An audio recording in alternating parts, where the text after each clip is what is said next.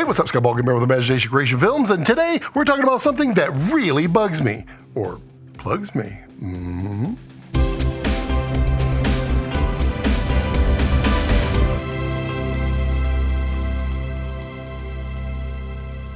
I'm back.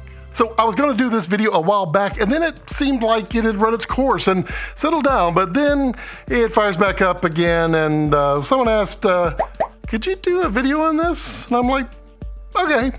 12G SDI, the industry-wide issue and the process you need to follow to have a happy life. 12G SDI is a video standard that was published in the IEEE SMPTE ST 2082 suite of documents all the way back to 2015? Yeah, it offers uncompressed video transmission at up to 12 gigabits per second. And this is a standard of communication for so many 4K cameras. Unfortunately, the SDI standard has a flaw, and that is grounding and or shielding. It's actually a problem all the way back to the beginning of SDI, but the newer higher speed links are, well, more susceptible to the issue. And the issue is simple. Ungrounded or unshielded devices can send a surge of electrical power through the SDI connection and cause damage to the delicate electrical chip on the other end. Now, Red users have made quite a loud roar about this, and people love to claim that it's just a Red issue. It's not. It's an industry-wide issue. Red just catches a ton of eyeballs because, well, the tens of thousands of cameras out there that they've sold. Red has published a document and a video on how to care for SDI. Arri has published a document and a video stating the exact same thing. It's been all over the Sony forums, on the Blackmagic forums. This is an industry standard problem with an industry standard mitigation. Simply follow this procedure. SDI, last in, first out. Simply connect your power, then connect your SDI. If you're going to remove power, remove your SDI first. Now, we aren't talking about the power button. We're talking about the physical power connector. Whether it be from your accessory side or your battery side, if you are affecting the physical connection of power to the device, the accessory, the camera, you must follow this rule. Now, if you're changing batteries, then you are disconnecting power to the accessory, and you must remove the SDI cable before you do so. It doesn't matter which side of the SDI you plug in or disconnect. It only matters that everything has a connection to power before you connect and link SDI. Now, I say link because you don't even have to disconnect both sides of the SDI, just one side.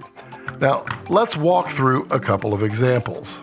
Now, if you're building up your cam, well, I have a single V mount, and that's going to power everything.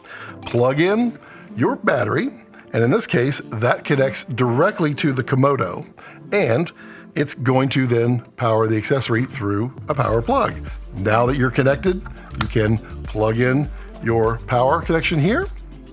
Now, the switches, they don't really matter. Once power is connected to both the camera and your accessories, you can then plug in your SDI.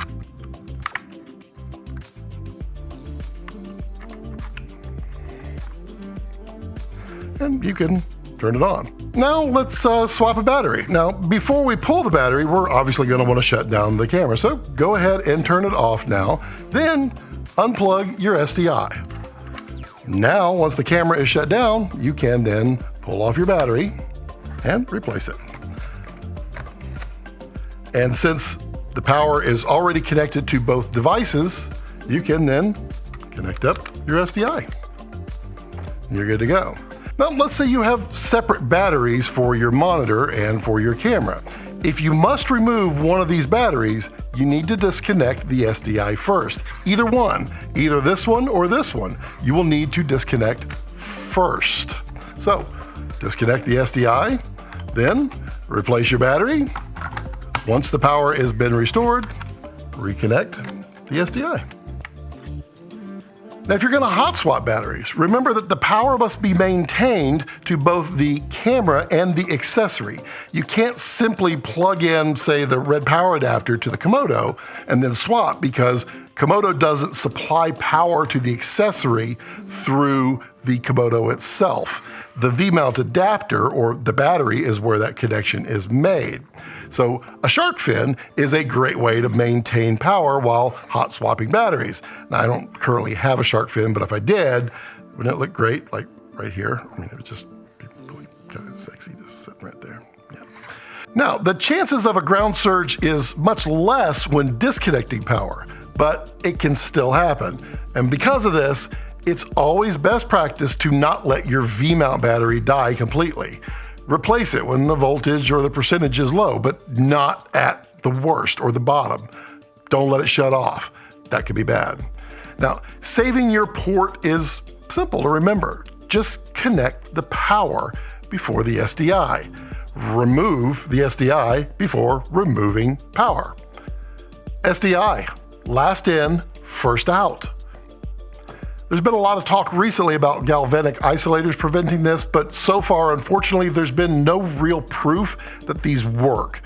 They typically won't hurt, but there's simply no replacement for good process. Also, remember to use a good quality 12G SDI cable like the ones from Mutiny, Cine Cables, Thomson Visuals, or others that are highly rated. This will help prevent damage to your 12G SDI ports, which are not the same as 3G. They're very close, but they're not 100% identical. So let's all get out there and practice safe sets.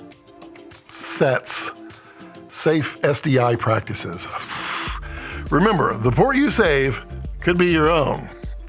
And I hope you enjoyed this video because I care. I do. And if you'd like to support these efforts, please consider joining our memberships or using an affiliate link down below. And as always, don't let your passions center around your life. Let your life center around your passions.